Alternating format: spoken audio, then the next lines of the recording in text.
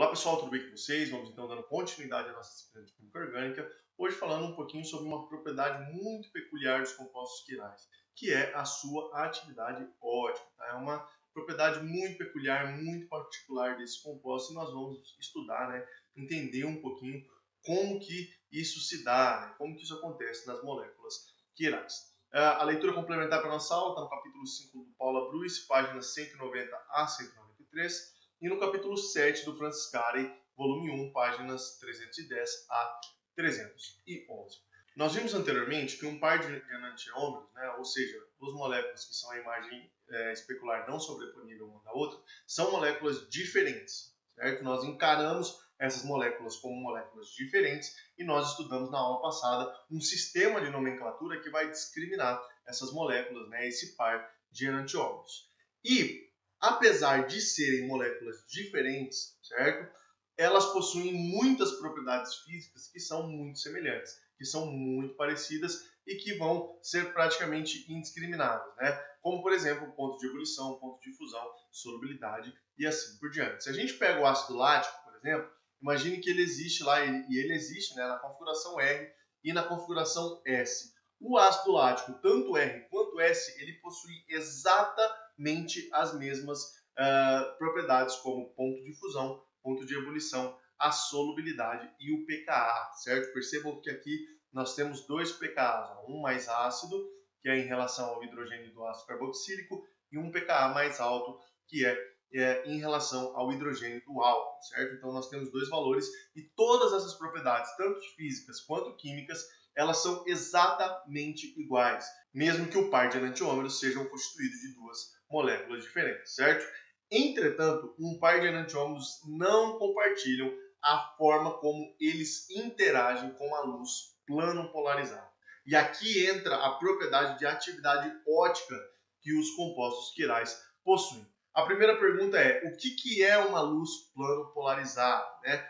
Qual que é a definição desse tipo de luz? É a seguinte, imagine que você tenha uma fonte de luz, tá? Na grande maioria dos casos, quando a gente avalia essa propriedade das moléculas quirais, a gente usa uma lâmpada de sódio, certo? Nós vamos ver isso um pouquinho lá no final da aula, que vai emitir luz apenas em um comprimento de onda, certo? Então nós vamos ter lá uma lâmpada de sódio, por exemplo, ela vai emitir a luz e a luz vai propagar em todos os sentidos possíveis. Mas lá no feixe de propagação nós vamos ter um polarizador, certo? Um polarizador que vai colocar essa luz sendo emitida apenas em um plano, certo? Ela está sendo emitida para tudo que é lado, e aí ela passa pelo polarizador e passa a ser emitida em um plano, certo?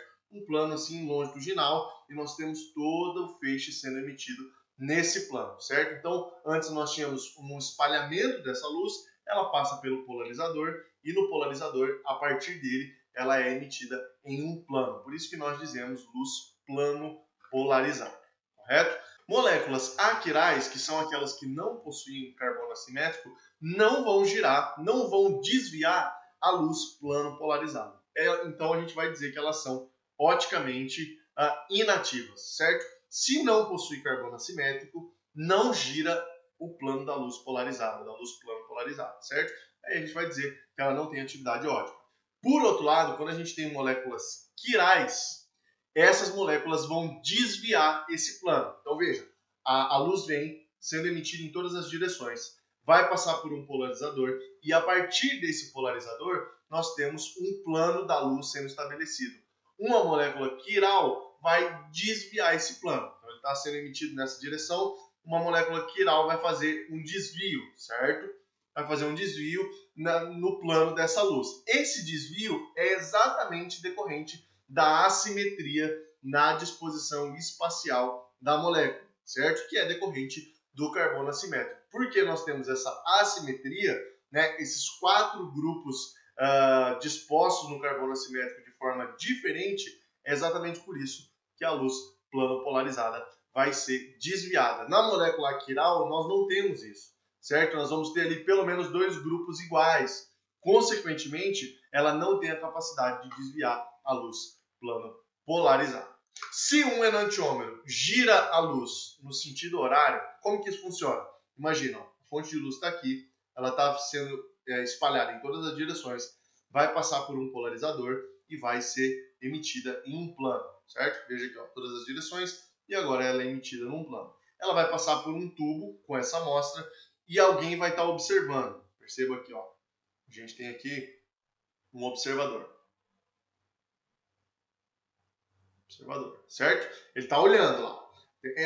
Existe um equipamento, o nome do equipamento é polarímetro, certo? Mas nós não vamos entrar nisso, porque é um assunto um pouquinho mais profundo, mas já é uma técnica e a gente deixa para ver isso em outro momento do curso, certo? Aqui a gente precisa entender que tem alguém olhando como que o plano da luz, plano polarizada, vai se comportar depois que ele passa pelo tubo da amostra. E aí perceba que ele vai sofrer um desvio, que é observado através de um ângulo de rotação. Tá? Então ele pode desviar para um lado e pode desviar para o outro. Se esse desvio se der no sentido horário, a imagem especular da polarização, do plano de polarização, vai girar exatamente o mesmo valor no sentido anti-horário, certo? Então imagina que eu tenho um enantiômero de configuração S e ele gira o plano da luz polarizada 10 graus positivos, né? Ele gira, ó, 10 graus nesse sentido, no sentido positivo, certo? No sentido horário.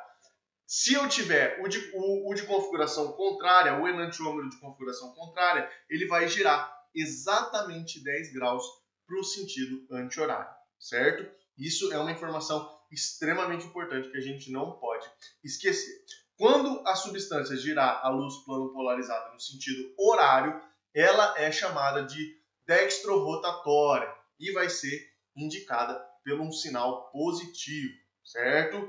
Dextro, né, é uma palavra que é um prefixo derivado do latim que significa para a direita. Então, girou no sentido horário, está girando para a direita. E é por esse motivo que a gente pode chamar a molécula de dextrorrotatória, que vai ter sinalizada pelo positivo, justamente porque está girando para um ângulo positivo, certo? Se nós tivermos uma substância que vai girar a luz polarizada para sentido anti-horário, nós podemos chamar ela de levorrotatória, certo?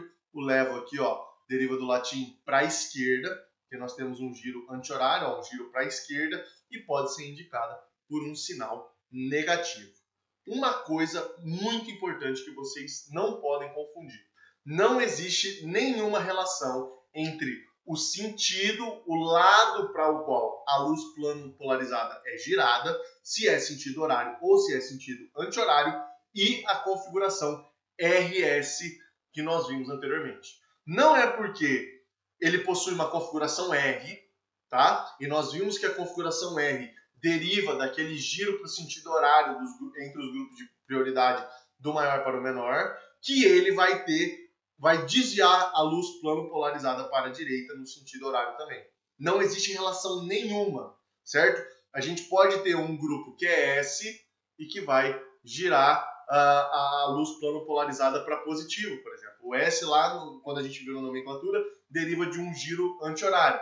Mas aqui, positivo, a gente está falando que desvia a luz plano polarizada para a direita. Ela é, então, dextrorrotatória, certo? Então, não existe relação nenhuma entre para que lado a luz é desviada na atividade óptica e a nomenclatura RS. Desencanam disso, porque isso é um erro, é uma confusão muito comum entre os iniciantes, né, na química orgânica. Então não tem relação nenhuma. O ângulo de rotação observado pelo analisador é chamado de rotação observada e é descrita pela letra alfa. Essa rotação observada, então esse cara que está analisando aqui, que está observando o quanto que a substância vai desviar a luz plano polarizada, ela depende da concentração da amostra e do comprimento desse tubo aqui, que nós chamamos de caminho óptico, tá?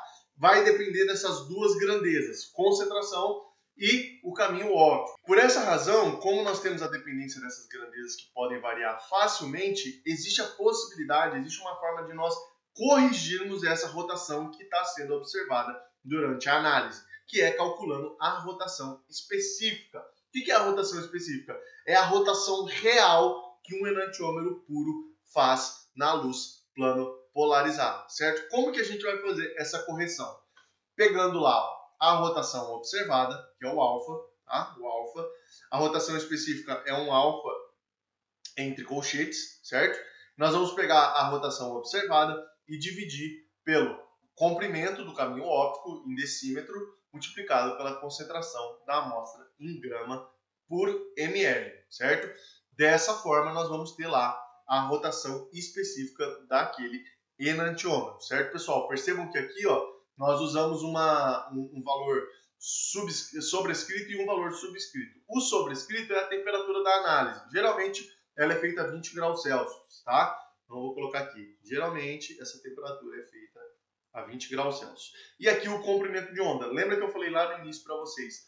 Em linhas gerais, na grande maioria das vezes, a gente usa lâmpadas de sódio para fazer essa análise no polarímetro, tá? Que nós não vamos entrar em detalhes sobre o polarímetro. É um sistema que funciona de forma muito parecida com essa, tá? Mas nós não vamos entrar em detalhe. E lá na lâmpada de sódio nós temos uma emissão em 589 nanômetros, tá? Então é comum que a gente observe aqui um D, justamente que se referente às linhas D da lâmpada de sódio, tá? Que vai emitir a 589 nanômetros. Lembra que eu falei para vocês? Um enantiômero que vai fazer um giro em um determinado ângulo para um lado, o enantiômero oposto, né, o referente à imagem especular desse enantiômero, vai fazer o giro exatamente no mesmo ângulo, mas para o outro lado. É o que a gente observa aqui, ó. Percebam, o 2-metil-1-butanol de configuração R, ele gira positivo, ou seja, faz um giro da luz plano polarizada no sentido horário, num ângulo de 5,75. E o enantiômero de configuração S faz o mesmo giro, o giro no mesmo ângulo, mas para o lado contrário, certo? Para o sentido anti-horário.